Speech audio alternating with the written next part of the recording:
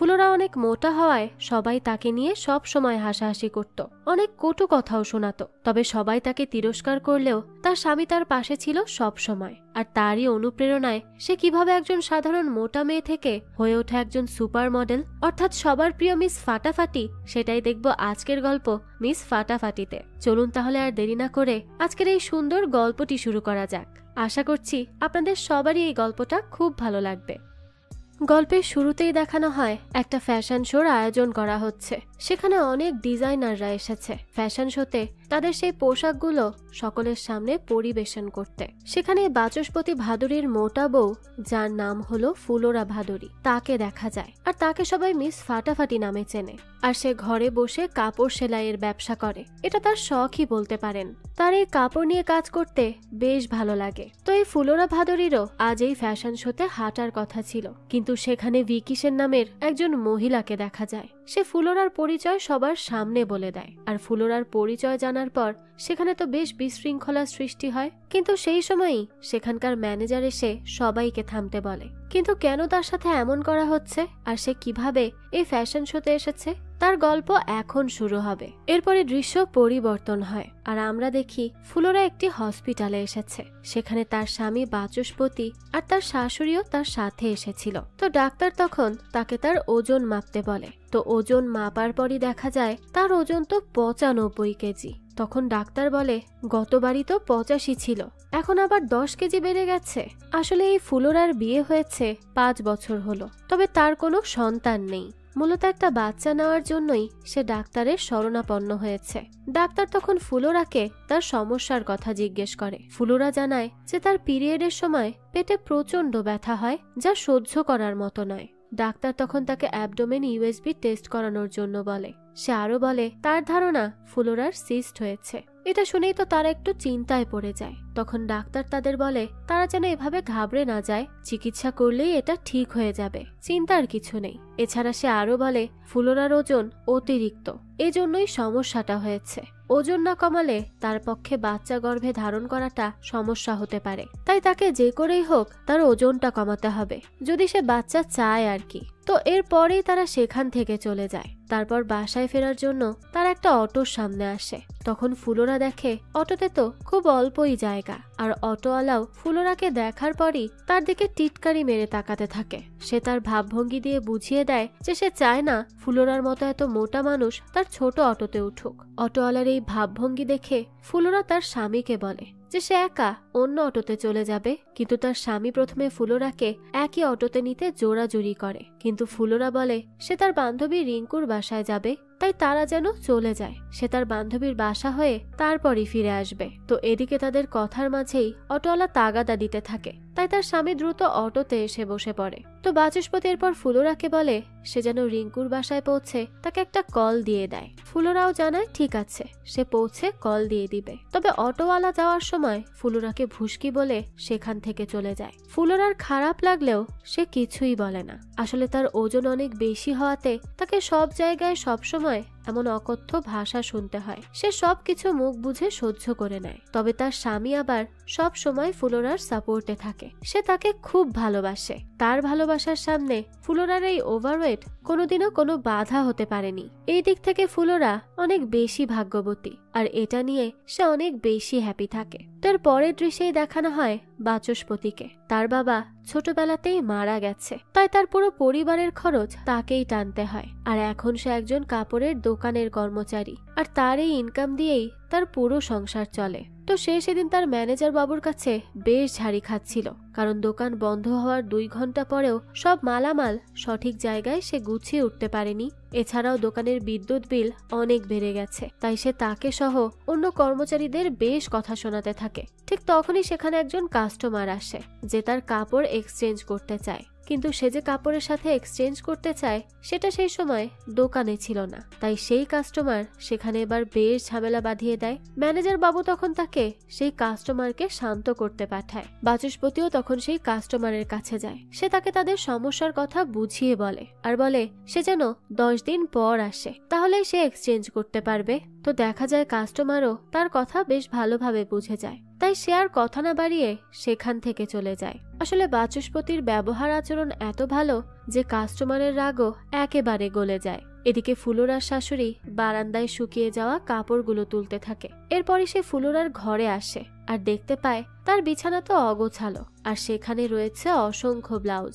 সে সেগুলো ভাঁজ করতে থাকে। তো এখান থেকে আমরা জানতে পারি যে ফুলোরা সেলাইয়ের কাজ করে। সে বিভিন্ন স্টাইলের ব্লাউজ বানিয়ে থাকে। এর থেকে সে টুকটাক ইনকামও করে আর কি। তো এরপরই দেখানো হয় ফুলোরা রিঙ্কুর বাসায় এসেছে। সেখানে সে রিঙ্কুর কথা মতো তারও তার মেয়ের জন্য ব্লাউজ বানিয়ে নিয়ে এসেছিল। এই রিঙ্কুর মেয়ের নাম হলো মুনিয়া। এই রিঙ্কু তারপরে মুনিয়া এরাও ছিল ফুলোরার মতো বেশ হেলদি। আর রিঙ্কু তার কাস্টমার হলেও তারা একেবারে বন্ধুর মতো হয়ে গিয়েছিল। যাক, তো রিঙ্কু এবং তার মেয়ে ফুলোরার হাতের কাজের বেশ প্রশংসা করতে থাকে। রিঙ্কু তো ফুলোরাকে তার কাজের জন্য পারিশ্রমিকও দেয়। আর এটা নেওয়ার পরই ফুলোরা সেখান থেকে চলে যেতে নেয়। কিন্তু তখনই রিঙ্কু মুনিয়াকে বলে যে সে যেন তাকে এগিয়ে দেয়। মুনিয়া তখন ফুলোরাকে তাদের দরজা পর্যন্ত এগিয়ে দেয়। মুনিয়া তখন ফুলোরাকে জিজ্ঞেস করে তাকে কি দেখতে মোটা লাগছে, কারণ পাশের বাসার আন্টি বলেছে তাকে দেখতে অনেক মোটা লাগছে। ফুলোরা বলে কত লোকে কত কথাই তো বলবে, এসব কথা যেন সে কানে না নেয়। এসব নিয়ে খামোখা মন খারাপ করারও কোনো দরকার নেই। আর তাকে দেখতে মোটেও মোটা লাগছে না, বুঝুন।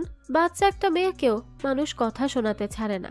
যাক, তো এরপর ফুলোরা সেখান থেকে চলে যায়। এদিকে সেই ভিকি সেনকে দেখানো হয় যে নিজেকে ফোনে রেকর্ড করে। সে আসলে একজন সোশ্যাল মিডিয়া ইনফ্লুয়েন্সার। তো সে সেখানে ওজন কমানোর বিভিন্ন টিপস দিতে থাকে এবং ডায়েটিং করার জন্য কিছু খাবারের নিয়মের কথাও রেকর্ড করতে থাকে। ঠিক তখনই সেখানে সাইকেলে করে একজন ছেলে পার্সেল নিয়ে আসে আর তার বাসায় কলিং বেল বাজাতে থাকে। রেকর্ডিং এর সময় বারবার বেলের আওয়াজ শুনে তো তার মেজাজটাই গরম হয়ে যায়। তাই সে সেই বেলের আওয়াজের মধ্যেই তার রেকর্ডিং কোনো রকমে শেষ করে। তারপরে গেটের কাছে আসে। তখনই সেই ছেলেটি তাকে দেখে জিজ্ঞেস করে যে এটা কি ফুলোরার বাড়ি। ভিকি তখন তাকে ফুলোরার বাসার ঠিকানা হাত দিয়ে দেখিয়ে দেয়। ছেলেটি বলে তাকে দেওয়া বাসার ঠিকানায় তো 59 নম্বরটা লেখা আছে আর সে তো ঠিক বাসাতেই এসেছে। ভিকি তখন সেখানকার কিছু ছেলেদেরকে দেখে আর তাদেরকে দেখে সে খুব ভালো করেই বুঝতে পেরে যায় যে এই ছেলেগুলো তার সাথে প্র্যাঙ্ক করেছে। তারা তার বাসার ঠিকানার নম্বরটি বদলে 56 থেকে 59 করে দিয়েছে। এজন্যই ডেলিভারি ম্যান ভুলে এখানে চলে এসেছে। যাক, তো এরপরই সে তার বাসার ঠিকানাটা ঠিক করে নেয়। তখন সেই ছেলেটি সাইকেল নিয়ে সেখান থেকে চলে যায় আর ভিকিও তার বাসায় ঢুকে পড়ে। আর দেখা যায় তখন সেই বদ ছেলেগুলো আবারও সেই বাসার নম্বরটি 56 থেকে 59 করে দেয়। আসলে এগুলো ছিল এলাকারই কিছু বখাটে ছেলে। আসলে এই এলাকার সবচেয়ে স্টাইলিশ এবং স্লিম মেয়ে হচ্ছে এই ভিকি সেন। আর এই ভিকি সেনকে দেখার জন্যই তারা এসব উল্টোপাল্টা কর্মকাণ্ড করতে থাকে, যাতে ভিকি সেন একটু বাসার বাইরে আসে আর তারা ভিকি সেনের দেখা পায়। ভিকিও তো এই ব্যাপারটা বুঝতে পেরে তাদের সাথে রাগ দেখিয়ে চলে গেছে। যাক, তো এদিকে ওই ডেলিভারি ম্যান সাইকেল চালিয়ে চলে আসে ফুলোরার বাসার সামনে। সেখানে সে একটি পার্সেল ফুলোরার ছোট দেওরকে দেয় আর ফুলোরার ছোট দেওরের নাম হলো গোগল। গোগল পার্সেলটি ফুলোরার কাছে নিয়ে আসে। ফুলোরা তো তখন মেশিনে কাপড় সেলাই করছিল। তো এই পার্সেলটি পেয়ে ফুলোরা দ্রুত সেটা খোলে আর সেখানে তো সুন্দর সুন্দর রঙের বেশ ভালো কোয়ালিটির কিছু কাপড়ের পিস ছিল। ফুলোরাই এসব অর্ডার করেছিল সুন্দর ব্লাউজ আর জামা বানানোর জন্য। এসব দেখে তো সে খুব খুশি হয়ে যায় আর বোঝাই যায় তার দেবরের সাথে তার সম্পর্কটাও বেশ কিউট। তো এরপরই সন্ধ্যার সময় বাচস্পতি আসে। সে তার মা গোগল ও ফুলোরার জন্য নতুন কাপড় কিনে এনেছিল, কিন্তু সে নিজের জন্য কোনোই কাপড় কেনেনি। সবাই তো কাপড় পেয়ে খুব খুশি হয়। তো এরপরই ফুলোরা রাতে খাওয়ার সময় আসে। সে সবার সামনে বলে সে আরো অনেক কাপড়ের অর্ডার করেছে, সেগুলো একে একে আসবে। তখনই তার শাশুড়ি বলে এরকম ব্যবসা করে কি লাভ, যেখানে সব টাকা কাপড় কিনতেই চলে যাচ্ছে। তার ছেলে কত সুন্দর কাপড়ের দোকানে চাকরি করে, তার তো কোনো দরকার নেই এসব ব্যবসা করার। তার উচিত স্বামী ও সন্তান নিয়ে সুন্দরভাবে সংসার করা। তার স্বামী তখন জিজ্ঞেস করে সে এখন আবার কিসের সেলাই করে। তখন ফুলোরা বলে সে ব্লাউজ বানায়, ডিজাইনার ব্লাউজ। এটা শুনেই তো তার শাশুড়ি বলে সে যতই ব্লাউজ বানাক না কেন মোটা মানুষদের মোটাই লাগবে। ফুলোরা তখন বলে অনেকে তো ওজন কমিয়ে তারপর পরে, আর মোটা বলে কি তাদের ম্যাক্সির বদলে ব্লাউজ পরতে মন চায় না। তার শাশুড়ি তখন তাকে কটাক্ষ করে কথা বলে। সে বলে তারা যা পরে সেটা তো ব্লাউজ না, সুতো পরে থাকে। এই কথা শুনে ফুলোরা এবং বাচস্পতি আর কোনো কথা বাড়ায় না। তো এরপরে ঘুমানোর সময় ফুলোরা মশারি ঠিক করতে থাকে। তখনই তার স্বামী তাকে জিজ্ঞেস করে সে কি তার মায়ের কথায় রাগ করেছে। ফুলোরা বলে না, সে রাগ করেনি, তার এসব কথা মাথায় থাকে না, তার সবসময় কাপড়ের নতুন ডিজাইনের কথা মাথায় ঘুরতে থাকে। তার এই কথা শুনে তার স্বামী তাকে কাছে টেনে নেয়, কারণ ফুলোরা আসলেই বেশ ভালো মনের একটা মেয়ে ছিল। যাক, তো তারপরই তার স্বামী তাকে বলে সে যদি ফুলোরাকে কলকাতা থেকে এখানে এই ধুলি শহরে না নিয়ে আসতো তাহলে সে হয়তো কলকাতায় থাকতে পারত আর তার ডিজাইনিং এর কোর্সটাও শেষ করতে পারত, আর এতদিনে তো সে একজন মস্ত বড় ডিজাইনারও হয়ে যেত।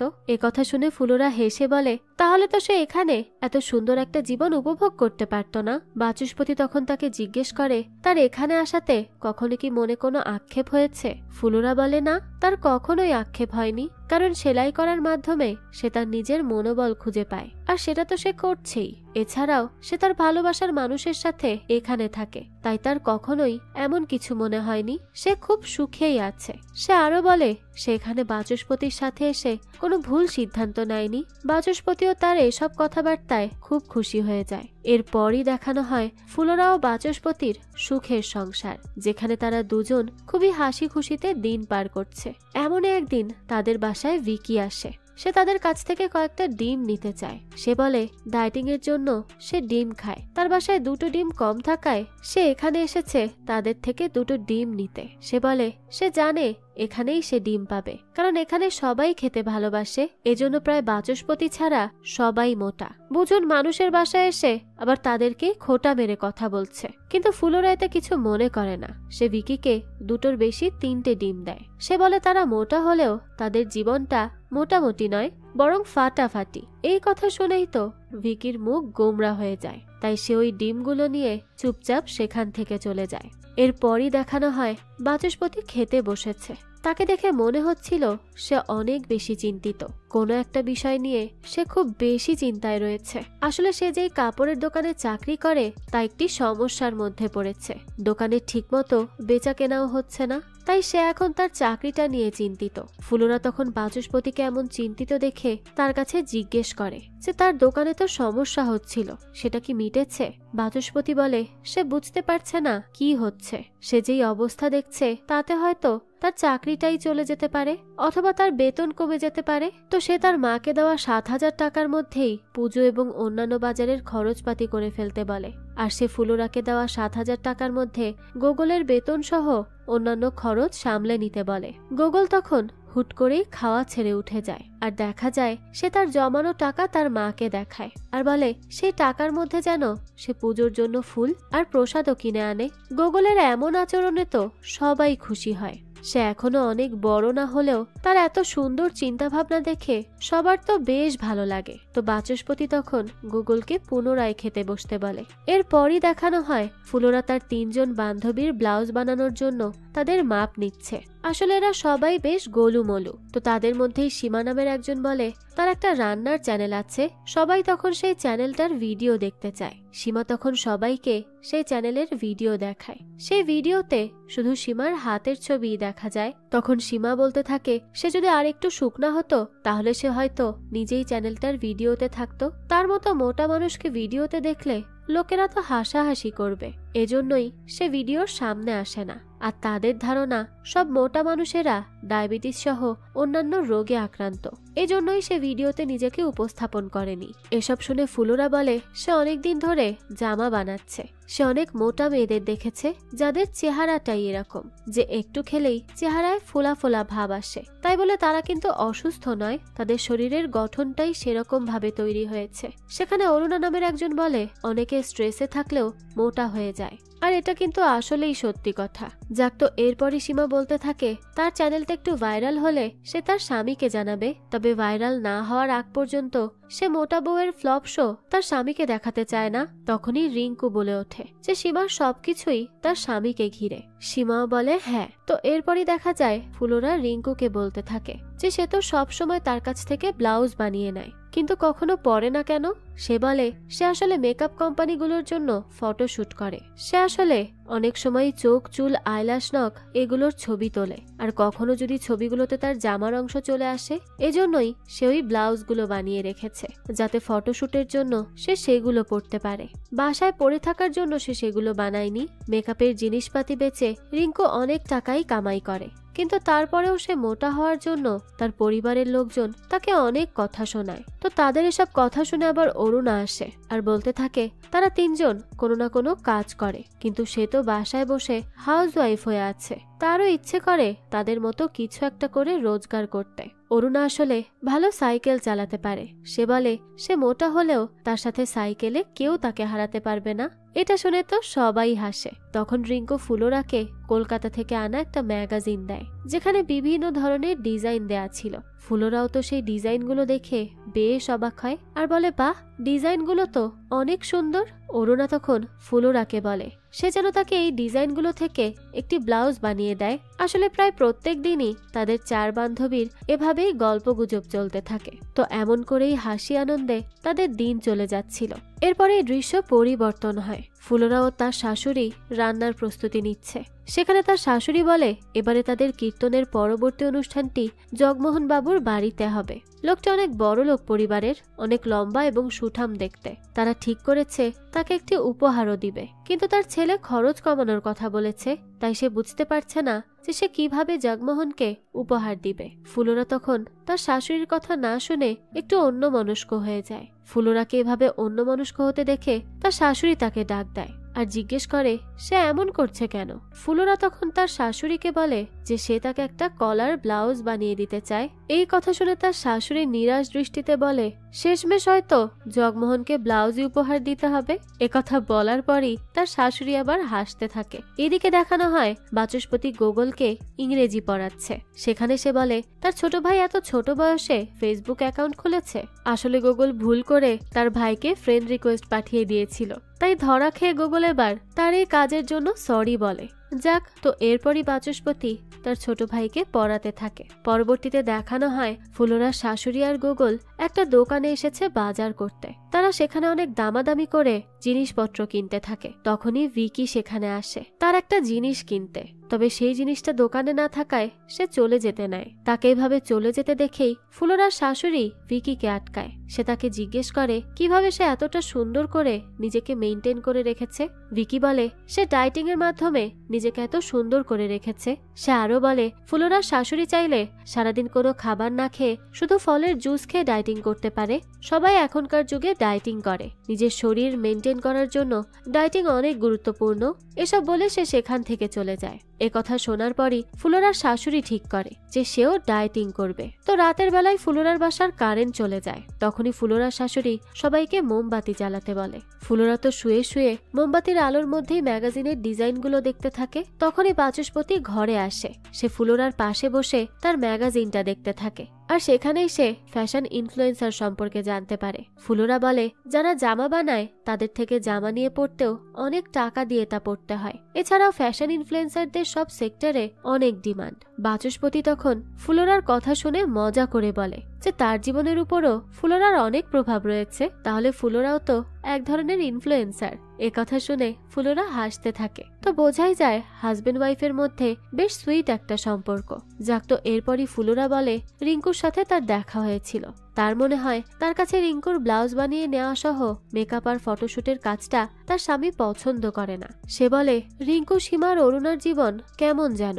বাচস্পতি তখন বলতে থাকে ফুলোরা এত সেলাই করতে পছন্দ করে, সে কি রিঙ্কু, সীমা আর অরুণার জীবনের ফাঁকফোকরগুলো সেলাই করে ঠিক করে দিতে পারে না? কথা শোনার পরই ফুলোরা চুপ হয়ে যায়। তাদের মধ্যে নীরবতা চলে আসে। তো এর পরের দৃশ্যেই দেখানো হয় ফুলোরার একটা নোটবুক ছিল। সেখানেই সে মোটা মানুষদের ফ্যাশন নিয়ে লিখছিল।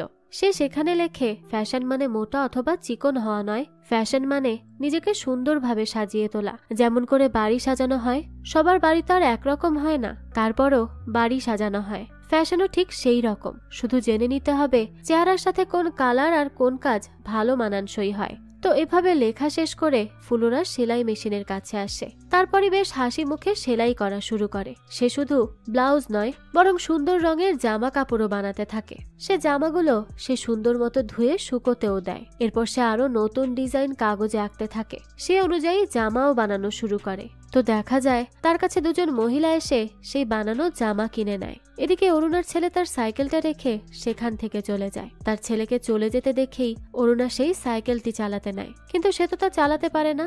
এদিকে ফুলোরা নিজের মতো জামা বানাতে থাকে।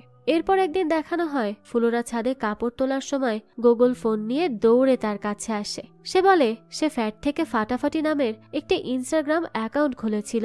সেখানে সে ফুলোরার নোটবুক থেকে মোটা মানুষদের জন্য ফ্যাশন নিয়ে লেখাটা ইংলিশে ট্রান্সলেট করে পোস্ট করে দিয়েছিল। আর সেই লেখাটি এখন অনেক মানুষজন পড়েছে। এর ফলে সেখানে তার আইডিতে অলরেডি 4,500 ফলোয়ার হয়ে গেছে। সবাই তো তার লেখা খুব পছন্দ করেছে, আর তারা সবাই এখন ফুলোরার চেহারা দেখতে চাচ্ছে, তার আরো লেখা পড়তে চাচ্ছে। তো গুগলের হাত থেকে তখন ফোন নিয়ে নেয় ফুলোরা, আর সেই লেখা আর মানুষজনের কমেন্ট দেখতে থাকে। সবাই বেশ ভালো ভালো কমেন্ট করছিল। সে তো এসব দেখে বেশ খুশি হয়ে যায়। গুগল তখন ফুলোরাকে ছবি আপলোড দিতে বলে, আর বলে এভাবে চলতে থাকলে সে একদিন অনেক ফেমাস হয়ে যাবে। তো ফুলোরা এরপর রিঙ্কুর বাসায় আসে। সে তাকে তার ইনস্টাগ্রামের ঘটনাটি বলে। যেহেতু রিঙ্কু ফটোশুট করে, তাই সে রিঙ্কুকে রিকোয়েস্ট করে যে তার ইনস্টাগ্রাম অ্যাকাউন্টে রিঙ্কু যেন তার ছবিটা দেয়। এই কথা শুনে রিঙ্কু বলে এই মোটা চেহারা দেখিয়ে লোক হাসানোর কোনো দরকার নেই। রিঙ্কু তখন ফুলোরাকে বলে সে অরুণা আর সীমার সাথে কথা বলে দেখতে পারে। ফুলোরা বলে সে সবাইকে বলেছে, কিন্তু কেউ রাজি হচ্ছে না। সে তখন বলতে থাকে চেহারা না দেখিয়ে শুধু তার বানানো জামা পরে ছবি তুলে দেখালেও চলতো। রিঙ্কু এই কথা শুনে তাকে বলে যে জামা কাপড়গুলো পরে দেখাতে গেলে তাদের মোটা শরীরটাও তো মানুষ দেখে নিবে আর হাসবে। তাদের কথার মাঝে মুনিয়া পড়া বাদ দিয়ে ফুলোরার কাছে চলে আসে। আর সে তখন এটা জানায় যে তার মা কেন জামা কাপড়গুলো পরে ছবি তুলতে পারবে না। কারণটা হচ্ছে তার বাবা তাকে ফটোশুট করার জন্য বেশ মারধর করেছে। সে এরপর তার মায়ের ক্ষতস্থানও দেখায়। এরপরই সে ফুলোরাকে নিয়ে তার মায়ের রুমে আসে। সেখানে দেখানো হয় মুনিয়ার বাবা রিঙ্কুর সব মেকআপের জিনিসগুলো ভেঙে ফেলেছে, একেবারে সব নষ্ট করে দিয়েছে। সে আসলে ছিল মাতাল, তাই প্রায় সময়ই রিঙ্কুকে বেশ মারধর করত। তো এমন অবস্থা দেখে ফুলোরার তো অনেক খারাপ লাগে, তাই সে চুপচাপ সেখান থেকে চলে যায়। এরপরই দেখানো হয় বাচস্পতিকে। সে দোকানে তার লোকেদের সহ দুপুরের লাঞ্চ করছিল। সেই সময় তাদের দোকানের কর্মচারী মিস্টার ঘোষকে চাকরি থেকে বরখাস্ত করা হয়। তারা সবাই তো এই বিষয়টা নিয়ে বেশ চিন্তিত। কথায় কথায় সেখানে ম্যানেজার বাবু বাচস্পতিকেও খোঁচা মেরে কথা বলে। সে বলে দোকানের এমন মন্দা পরিস্থিতিতে বাচস্পতির তো কোনো চিন্তাই নেই, কারণ তার সেভিংস অ্যাকাউন্ট রয়েছে। তার মা ভাই বউ সেভিংস অ্যাকাউন্টের মতো তার পাশে রয়েছে। এ কথা শুনে বাচস্পতি বলে বিপদের সময় কাছের মানুষেরাই তো ভালোবেসে কাছে এসে সাহায্য করে। সেটাকে সেভিংস অ্যাকাউন্ট বলে না, সেটাকে বলে সকলের সহযোগিতায় এগিয়ে থাকার হাতিয়ার, যা অন্য ফ্যামিলি চাইলেও পায় না। এই কথা শুনেই তো ম্যানেজার বাবু চুপ হয়ে যায়। এরপরই দৃশ্য পরিবর্তন হয়। দেখানো হয় ফুলোরার বাড়িতে কীর্তনের কাজ চলছে। সব বয়স্ক মহিলারা এসে কীর্তন করছে। অন্যদিকে ফুলোরা সবার আড়ালে তার বানানো প্যান্ট পরার চেষ্টা করতে থাকে। তবে তার মোটা হওয়ার কারণে তো অনেক চেষ্টার পর আর বেশ কষ্টে সে শেষমেশ প্যান্টটা পরতে পারে। তো এদিকে আবার বয়স্ক মহিলারা ঠিক করে যে জগমোহন বাবুকে তারা সবাই মিলে সিল্কের পাঞ্জাবি উপহার দিবে, আর তারা প্রত্যেকে যদি 500 টাকা করে দেয় তাহলে তার মধ্যেই তারা পাঞ্জাবিটা দিতে পারবে। সবাই তো এই প্রস্তাবে রাজি হয়ে যায়। এদিকে গুগল ফুলোরার ঘরের ভেতর ঢুকে পড়ে। সেখানে দেখা যায় ফুলোরা তার নিজের বানানো জামা পরেছে। এতে তো তাকে অনেক সুন্দর লাগছিল। গুগল তখন তার ফোন বের করে ফুলোরার ছবি তুলে তা আপলোড করতে চায়, যেহেতু অডিয়েন্স তার ছবি দেখতে চাইছিল। কিন্তু ফুলোরা তাকে বাধা দেয়। তবে গুগল তো এক প্রকার জোর করেই সেই ছবি তোলে আর ইনস্টাগ্রামে আপলোড করে দেয়। সে আসলে তার বৌদিকে বেশ ভালোবাসতো, আর বৌদির জন্য এসব করতে পেরে তার বেশ ভালোই লাগছিল।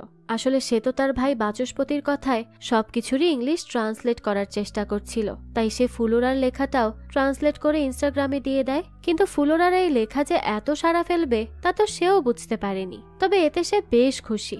যাক তো এই গুগল ইনস্টাগ্রামে ছবি আপলোড করেই সেখান থেকে দৌড়ে পালায়। এরপরই দেখানো হয় তাদের পুজোয় বিভিন্ন অনুষ্ঠানের আয়োজন নিয়ে সেই পাড়ার সকলের সাথে কথা চলছে। সেখানে ভিকি বলে এবারের পুজোয় যদি তারা একটা ফ্যাশন শোর আয়োজন করে তাহলে অনেক ভালো হবে। এই প্রস্তাবে তো ফুলোরা সহ অন্যরাও রাজি হয়ে যায়। তখন সেখানে একজন লোক বলে এই পাড়ায় তো ভিকি ছাড়া ফ্যাশন শোতে মডেল হওয়ার মতো কেউ নেই। ফুলোরা তখন বলে যেহেতু এই অনুষ্ঠানটা পাড়ার মানুষদেরকে নিয়ে করা হবে তাই যারা অংশগ্রহণ করতে চায় তাদেরকে অংশগ্রহণ করতে দেওয়া উচিত। তখন মুনিয়া বলে সেও মডেল হতে চায়, কিন্তু ভিকি বলে না, সে তো অনেক মোটা, তাকে মডেল হিসেবে মানাবে না। অরুণা তখন বলে ভিকি তাহলে সবাইকে ট্রেন করে শিখিয়ে দিবে কিভাবে মডেল হতে হয়, তাহলেই তো হয়ে যায়। এছাড়াও রিঙ্কু অনেক ভালো মেকআপ করতে পারে, সে সবাইকে সেদিন মেকআপ করিয়ে দিবে। তখন বাচস্পতি বলে তাহলে ফ্যাশন শোর কাপড়গুলো ফুলোরা বানিয়ে দিবে। বাচস্পতির এই কথা শুনে ভিকি তো ফুলোরাকে ছোট করে বলতে থাকে যে সে তো মোটাদের জন্য জামা কাপড় বানায়, তার বানানো জামা তার মডেল পরলে তাকে দেখে সবাই তো হাসাহাসি করবে।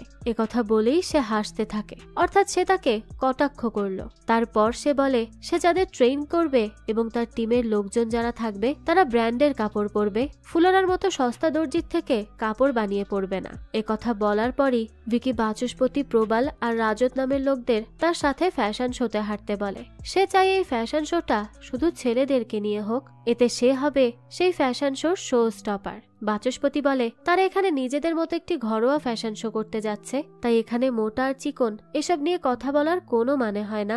ভিকি বলে যদি মোটা আর চিকন হওয়া নিয়ে কোনো কথা না হয় তাহলে ফুলোরা তাদেরকে হেঁটে দেখিয়ে দিক, তাকে ভুল প্রমাণ করে দেখাক যে মোটা মানুষেরা মডেল হতে পারে। বাচস্পতিও তখন ফুলোরাকে ভিকির কথায় হাঁটতে বলে। ভিকি তো মার্কার দিয়ে রাস্তা বানিয়ে ফুলোরাকে সেখান দিয়েই হাঁটতে বলে। ফুলোরাও এতে রাজি হয়ে যায়। তখনই ভিকি তার হাই হিল জুতা জোড়া খুলে ফুলোরার হাতে ধরিয়ে দেয়। সে বলে ফ্যাশন শোর নিয়ম অনুযায়ী তাকেই হাই হিল পরে হাঁটতে হবে। ফুলোরাও তখন সেই হাই হিল দুই পায়ে অনেক কষ্টে ঢুকিয়ে নেয় আর হাঁটা শুরু করে। সে আসলে এর আগে কখনোই হাই হিল পরে হাঁটেনি, তাই সে কয়েক কদম হাঁটতে ধরলেই সেখানে পড়ে যেতে নেয়। তবে সে আবারও নিজেকে সামলে হাঁটতে শুরু করে। ঠিক তখনই ভিকি তাকে আবারও প্রথম থেকে পুনরায় হাঁটতে বলে। ভিকির কথা শুনে ফুলোরা আবারও হাঁটতে শুরু করে। এবারও কয়েক কদম হাঁটার পরই সে পড়ে যেতে নেয়। ভিকি তখন তৃতীয়বারের মতো ফুলোরাকে হাঁটতে বলে। ভিকির এমন আচরণে তো সেখানকার মানুষজন ভিকিকে থামতে বলে। ভিকি বলে কেন, তারাই তো তাকে মোটা আর চিকন কাউকে ভেদাভেদ না করে মডেল হওয়ার কথা বলেছে, তাই সে ফুলোরাকে দিয়েই হাঁটা শেখাচ্ছে। ফুলোরাও তখন চুপচাপ তৃতীয়বারের মতো শুরু থেকে হাঁটা শুরু করে। তবে প্রথম কদম ফেলতেই তার পা মচকে যেতে নেয়। সেই সময়ই তার স্বামী এসে তাকে ধরে ফেলে। সবাই তো তখন সেখানে যায় তাকে সাহায্য করতে। ভিকি তো মনে মনে বেশ খুশি হয়, তাই সে ফুলোরার কাছে এসে বলে এবার সে হয়তো বুঝতে পারছে যে কেন মোটা মানুষদেরকে দিয়ে ফ্যাশন শো করানো হয় না। ফুলোরার তো তখন খুব রাগ হচ্ছিল, কিন্তু সে কোনো মতে তার রাগ চেপে রেখে ভিকির দিকে এক দৃষ্টিতে তাকিয়ে থাকে। এরপরই দৃশ্য পরিবর্তন হয়। দেখা যায় বাচস্পতি মাছের বাজারে এসেছে মাছ কিনতে। তখনই ম্যানেজার বাবু এসে বলে সে শুনেছে তার বউ ফ্যাশন শো করতে গিয়ে পা মচকে পড়ে গেছে, তাই সে তাকে বলে বউয়ের জন্য ভালো মাছ কিনতে। তবে তার কথায় পাত্তা না দিয়ে সে নিজের মতোই মাছ কিনতে থাকে। এরপর সে লোকটি পাত্তা না পেয়ে সেখান থেকে চলে যায়। আসলে সে এসেছিল তাকে একটু কটু কথা শোনাতে, কিন্তু কোনো পাত্তা না পেয়ে নিজেই চলে যায়। আসলে এইসব লোকের সাথে এভাবেই ব্যবহার করতে হয়, তাহলেই এদের একটু হলেও শিক্ষা হয় আর কি। যাক তো সন্ধ্যায় ফুলোরা গুগলকে রিকশায় করে বাসায় আনার সময় গুগল ফুলোরাকে তার সেই ছবি আর পোস্টটা দেখায়, যেটা অলরেডি ভাইরাল হয়ে গেছে। সে তাকে দেখায় যে ফ্যাশন ডিজাইনার মালেকা গুপ্তা ফুলোরার ইনস্টাগ্রামের অ্যাকাউন্টের লিংক তার টুইটারে শেয়ার করেছে। সে টুইটে লিখেছে আগামী দিনের ফ্যাশনকে বদলে দিতে পারে মিস ফাটাফাটি। প্লাস সাইজে যারা মোটা রয়েছে তাদের কখনো এভাবে নিজেদের শরীরকে গ্রহণ করতে সে দেখেনি। তবে এখন থেকে নতুন করে ভাবতে হবে মানুষের বডি টাইপ নিয়ে। আসলে তো যে কোনো টাইপের বডি সুন্দর এবং গ্রহণযোগ্য। সেখানে কিছু মানুষ কমেন্ট করে লিখেছে এই রহস্যময় মিস ফাটাফাটি কে হতে পারে। এই লেখাগুলো পড়ার পরই ফুলোরা তো অনেক খুশি হয়ে যায়। সে তো কখনো ভাবতেও পারেনি সে এতটা ফেমাস হয়ে যাবে। গুগল তখন বলে এবার তার ভাইকে এই ব্যাপারে জানাতে হবে। ফুলোরাও বলে হ্যাঁ, সে শুনলে হয়তো অনেক খুশি হবে। তো এরপরই তারা বাসায় আসে। বাসায় এসেই সে দেখে সবকিছু বেশ চুপচাপ, তাই তারাও চুপচাপ ডাইনিং টেবিলের কাছে আসে। সেখানে এসেই দেখা যায় ফুলোরার শাশুড়ি আর স্বামী চুপচাপ মাথা নিচু করে বসে আছে। ফুলোরা এসব দেখে জিজ্ঞেস করে কি হয়েছে। তার স্বামী তখন ফোন বের করে তাকে দেখায়। সেখানে একটা নোটিশ দেয়া হয়েছে। সেই নোটিশে বলা হয়েছে বাচস্পতি যেই কাপড়ের দোকানে কাজ করত সেই দোকানটি বন্ধ হয়ে গেছে। এখন তো বাচস্পতি পুরোই বেকার হয়ে যায়, তাই তার মনটা খুব খারাপ ছিল। পরের দিনই দেখানো হয় ফুলোরা তার 3 বান্ধবী রিঙ্কু, সীমা আর অরুণার সাথে রয়েছে। তার স্বামীর চাকরি এভাবে চলে যাওয়াতে তার মনটা খুব খারাপ ছিল।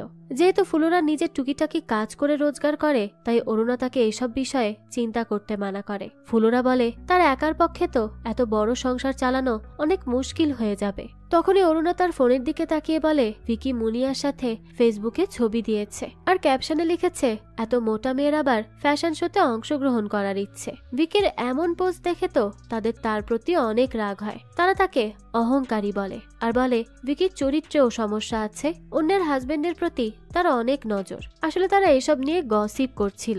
যাক, তো এরপর তারা ফুলোরার মন ভালো করার চেষ্টা করে। পরবর্তীতে দেখানো হয় বাচস্পতি তার পকেটের টাকা চেক করে।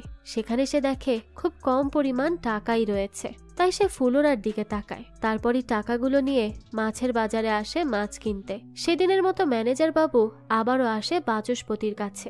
সে তাকে আজও ছোট করে কথা বলতে থাকে। সে বলে বাচস্পতির তো চাকরি নেই, তাই এখন তো তার কাছে প্রতিদিনই রবিবার, অর্থাৎ বন্ধের দিন আর কি। এছাড়াও সে বাচস্পতিকে বলে সে কি এবার ফুলোরার ব্যবসায় হাত দিবে নাকি।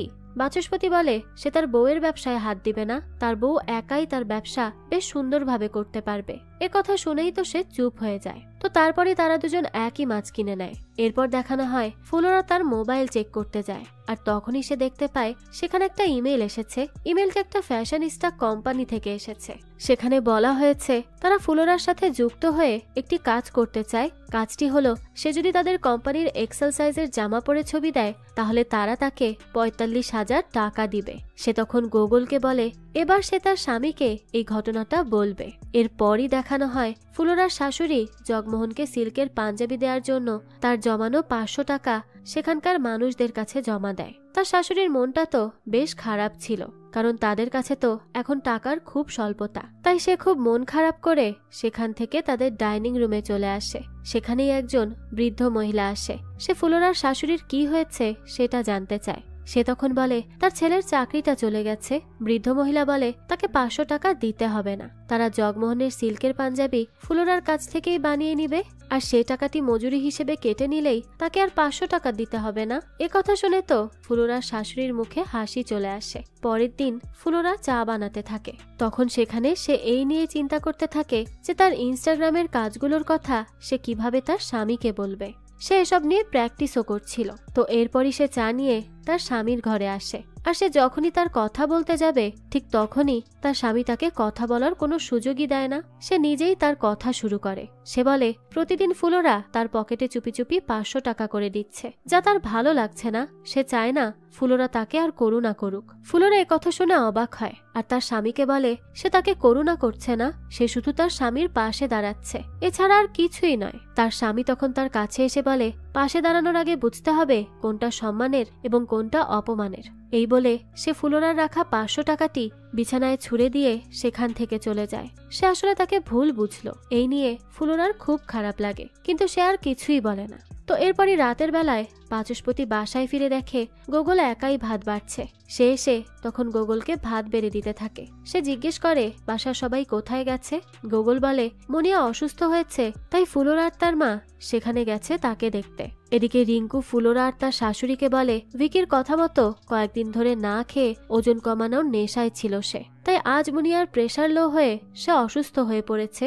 এসব নিয়ে সে তার মেয়েকে বেশ বকাবকিও করে। ফুলোরা তখন তার শাশুড়িকে বলে আজ রাতটা সে রিঙ্কুর বাসায় থেকে যাবে আর মুনিয়ার দেখাশোনা করবে। তার শাশুড়িও তখন তাকে এখানে থাকতে বলে সেখান থেকে চলে যায়। তো পরদিন সকালেই দেখা যায় মুনিয়ার বাবা রিঙ্কুকে তার মেয়ের এমন অবস্থার জন্য বেশ গালিগালাজ করতে থাকে। মুনিয়া তো এসব কথা শুনে তার বাবার কাছে যায় আর তার মায়ের সাথে এভাবে খারাপ ব্যবহার করতে মানা করে। এতে তো তার বাবা রেগে গিয়ে মুনিয়াকেও মারতে নেয়। ঠিক তখনই রিঙ্কু বাধা দিলে সে উল্টো রিঙ্কুর গলা চেপে ধরে। ফুলোরা তখন এই সব কিছু ফোনে রেকর্ড করে। সে মুনিয়ার বাবাকে থামতে বলে, কিন্তু সে না থামলে ফুলোরা বলে এই রেকর্ডিং কিন্তু সে পুলিশের কাছে দিয়ে দিবে। এসব বলে সে তাকে থ্রেট দেয়। মুনিয়ার বাবাও তখন এসব শুনে থেমে যায়। এরপরই ফুলোরা সেখান থেকে চলে যায়। এরপর দেখানো হয় ফুলোরার শাশুড়ি জগমোহনের বাড়িতে এসেছে। সে তাকে দেওয়ার জন্য ফুলোরার বানানো সেই সিল্কের পাঞ্জাবিটি নিয়ে আসে। সেখানকার বৃদ্ধ মহিলাগুলো পাঞ্জাবিতে হাতের কাজ দেখে ফুলোরার অনেক প্রশংসা করে।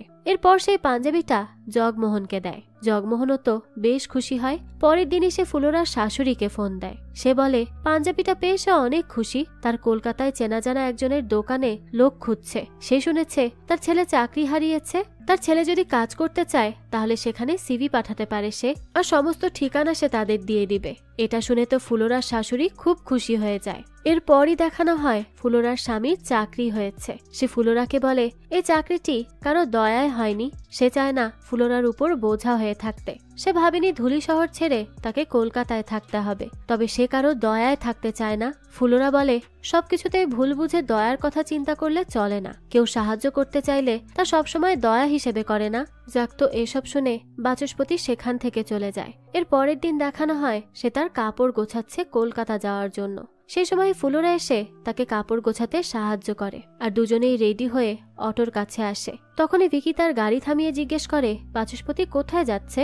বাচস্পতি জানায় সে কলকাতায় যাচ্ছে। ভিকিও বলে তাই নাকি, আমিও তো কলকাতায় যাচ্ছি। তো এরপরই সে গাড়ি ঘুরিয়ে চলে যায়। বাচস্পতি তখন তার মা আর ভাইকে বিদায় জানিয়ে অটোতে ওঠে। ফুলোরাও তার সাথে একই অটোতে ওঠে। ফুলোরা তো তার স্বামীকে বাসে উঠিয়ে সেখান থেকে চলে যায়। সারা রাস্তায় সে কাঁদতে কাঁদতে আসে। তার খুব খারাপ লাগছিল। তো ওদিকে বাস কিছু দূর যাওয়ার পরই ইঞ্জিন বন্ধ হয়ে যায়। হেল্পাররা নেমে তা ঠিক করতে থাকে। বাচস্পতিও তখন বাস থেকে নামে। আর কিছুক্ষণ পর দেখা যায় ভিকিও তো একই বাস থেকে নেমেছে।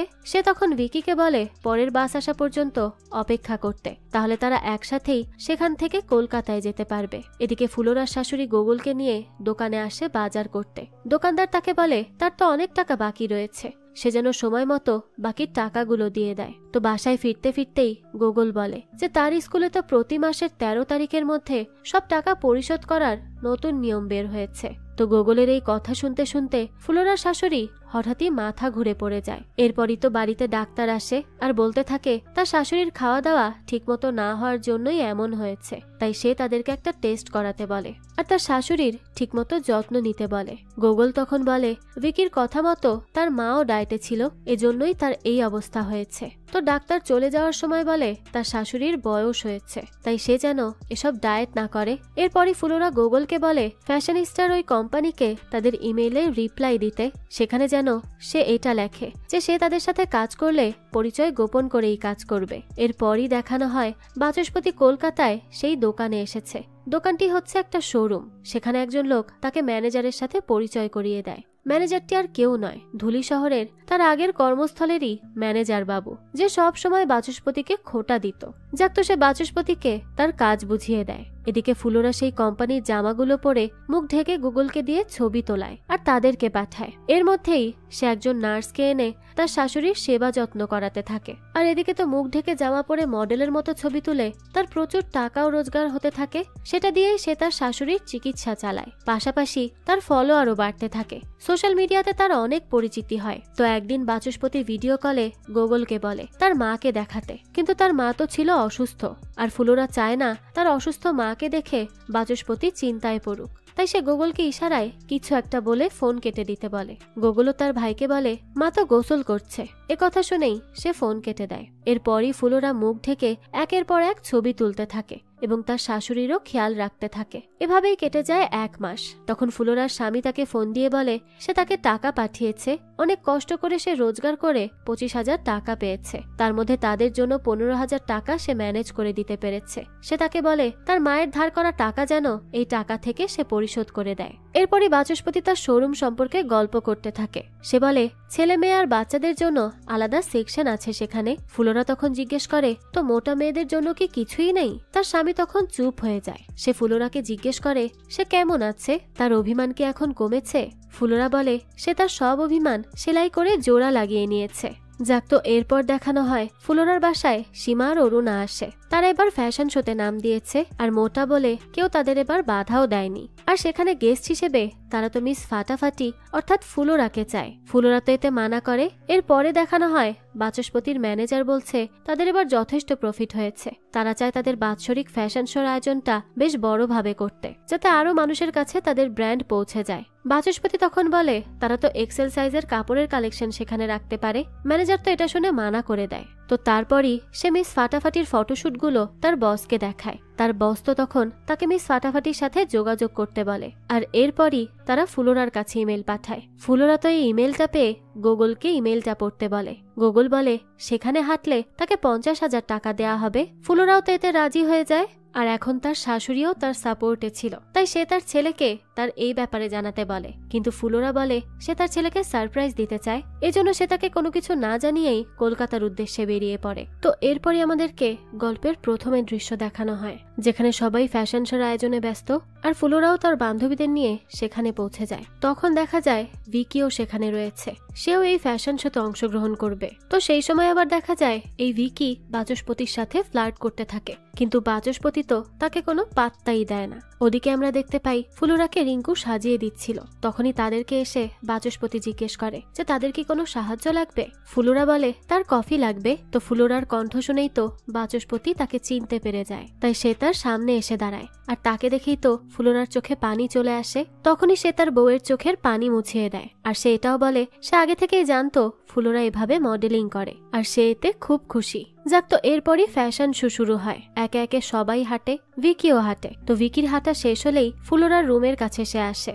এরপর সে বাচস্পতিকে মিথ্যা অপবাদ দেয়। সে বলে যে সে তার বউকে এখানে নিয়ে এসেছে, তাও 2 নাম্বারই করে। সে তো এই মোটা মেয়ের সাথে কখনোই হাঁটবে না। এসব বলে সে অনেক ঝামেলা করতে থাকে। আর সবাই যখন ফুলোরার আসল পরিচয় জানতে পারে যে সে বাচস্পতির স্ত্রী, তখনই সবাই এ নিয়ে কথা বলতে থাকে। আর সেই সময় তো ম্যানেজার এসে সবাইকে থামিয়ে বলে যে যার এই শোতে শো স্টপার হয়ে হাঁটার কথা ছিল সে আজ হাঁটতে পারবে না। তাই শেষ পর্যায়ে এসে বস ডিসিশন নিয়েছে যে তাদের এই শোতে শো স্টপার হবে মিস ফাটাফাটি।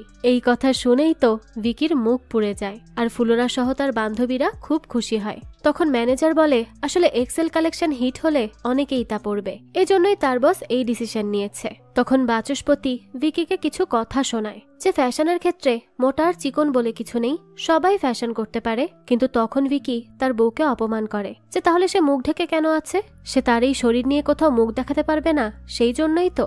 এই বলেই সে চলে যায়। তো এরপরই ফ্যাশন শো চলতে থাকে, আর এরপরই আসে ফুলোরার হাঁটার সময়। এতদিন মোটা হওয়ার জন্য তাকে যে অপমান সহ্য করতে হয়েছে সেগুলো তার মনে হতে থাকে, কিন্তু এরপরই সবকিছু ঝেড়ে ফেলে সে ধীরে ধীরে হাঁটা শুরু করে। আর এরপরই নিজের মনোবল বাড়িয়ে নিজের মুখের কাপড় সরিয়ে দেয়, আর আত্মবিশ্বাসের সাথে র্যাম্প ওয়াক করতে থাকে। আর সে এত গ্রেসফুলি সবকিছু ক্যারি করছিল যে তাকে নিয়ে সবাই হাততালি দিতে থাকে আর অনেক বেশি প্রেজ করতে থাকে। আর তার এই সফলতার সাথে সাথে এই গল্পটাও এখানেই শেষ হয়ে যায়। এই তো ছিল একজন মোটা মেয়ের ফ্যাশনের দুনিয়ায় সফল হয়ে ওঠার গল্প। আসলে মোটা চিকন এগুলো কোনো ব্যাপারই না, ট্যালেন্টটাই আসল। আর সেটাই মিস ফাটাফাটি এই গল্পে প্রমাণ করে দিয়েছে। যাক, এই তো ছিল আজকের গল্প। এই গল্পটা আপনাদের কাছে কেমন লেগেছে সেটা অবশ্যই আমাদেরকে কমেন্ট করে জানাবেন। যদি এতটুকু ভালো লেগে থাকে তাহলে একটি লাইক দিয়ে যাবেন। আর হ্যাঁ, আমাদের এই চ্যানেলে কিন্তু প্রতিনিয়ত নতুন নতুন ভিডিও আপলোড করা হয়। সেই সব ভিডিওর আপডেট পেতে আমাদের চ্যানেলটিকে সাবস্ক্রাইব করে বেল আইকনে অল দিয়ে রাখতে কিন্তু ভুলবেন না। আর একটা কথা, আপনার আমার মতো মুভি লাভারদের জন্য আমরা নিয়ে এসেছি সুলভ মূল্যে নেটফ্লিক্সের সাবস্ক্রিপশন, যেটি পেয়ে যাবেন আমাদের ফেসবুক পেজ এইচবি শপে। পেজের লিংক ডেসক্রিপশন বক্সেই দেওয়া আছে। আজকে তাহলে এই পর্যন্তই, আবারও হাজির হব নতুন কোনো ভিডিও নিয়ে। সেই পর্যন্ত সবাই ভালো থাকবেন আর আমাদের চ্যানেলের সাথেই থাকবেন। ধন্যবাদ।